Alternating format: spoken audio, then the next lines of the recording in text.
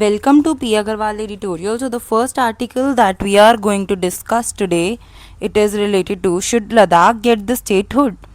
तो अब इसमें क्या चीज़ डिस्कस कर रहे हैं कि पहले हम बैकग्राउंड देखते हैं थोड़ा कि लद्दाख जो है वो एक यूनियन टेरिटरी बना 2019 में, जब उसको जम्मू और कश्मीर से सेपरेट कर दिया गया था।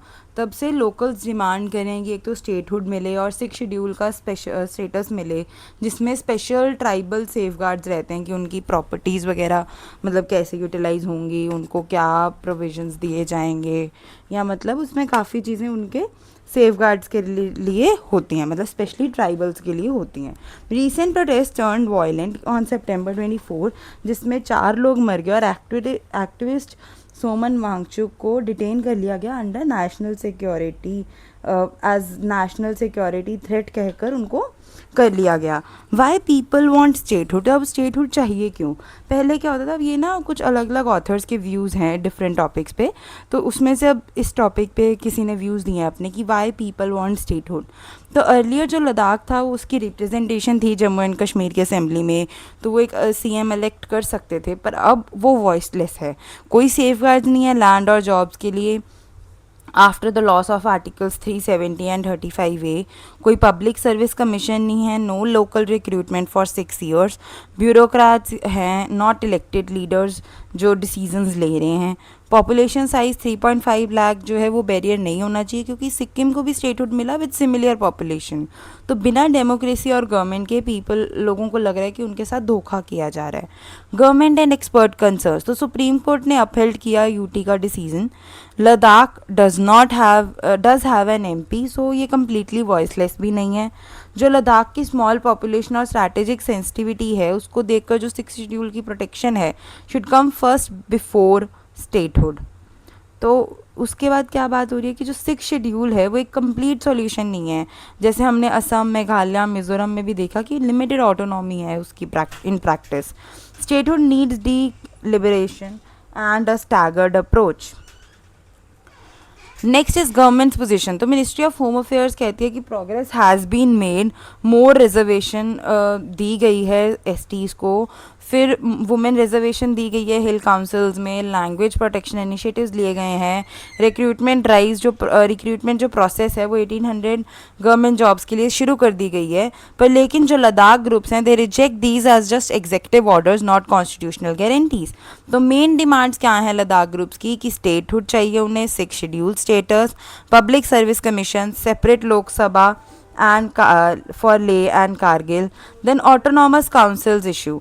लद्दाख के पास हिल डेवलपमेंट काउंसिल्स हैं पर वो वीक हैं, councillors don't have real power. जो ज़्यादा फंड्स हैं जैसे 6000 करोड़ फंड जो है वो ब्यूरोक्रेट्स या एलजी कंट्रोल कर रहे हैं, लोकल रिप्रेजेंटेटिव्स के पास नहीं है।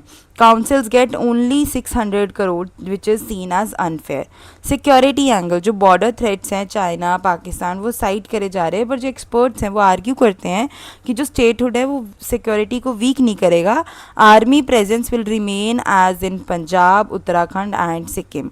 तो कोर डिबेट क्या है? प्रो स्टेटहुड आर्ग्यूमेंट, लद्दाखीज जो है उनको वॉइसलेस लग रहा है, डिसएम्पावर्ड और बिट्रेड, क्योंकि डेमोक्रेसी और कॉन्स्टिट्यूशनल सेफगार्ड जो हैं वो मिसिंग है।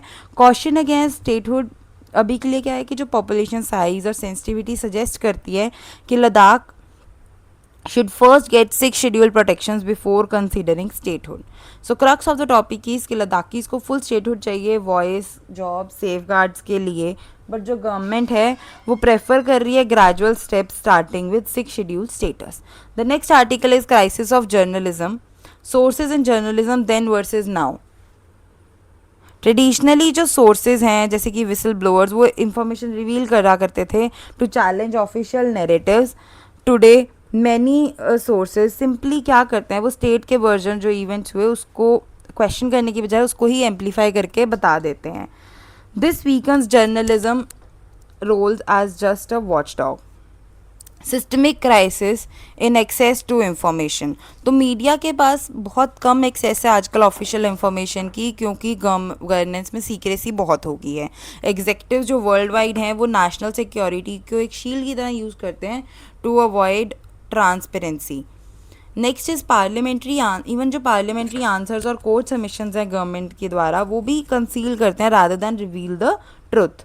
Declining role of mass media, तो अर्लियर जो मीडिया था वो एक मीडिएटर की तरह काम करता था between information creators and the public, पर अब जो लीडर्स और इंस्टीट्यूशंस हैं वो डायरेक्टली कम्युनिकेट करते हैं via social media by passing journalist, तो पब्लिक सीधा डायरेक्ट कम्युनिकेशन को मोर ऑथेंटिक मानती है, लीविंग मीडिया साइडलाइंड।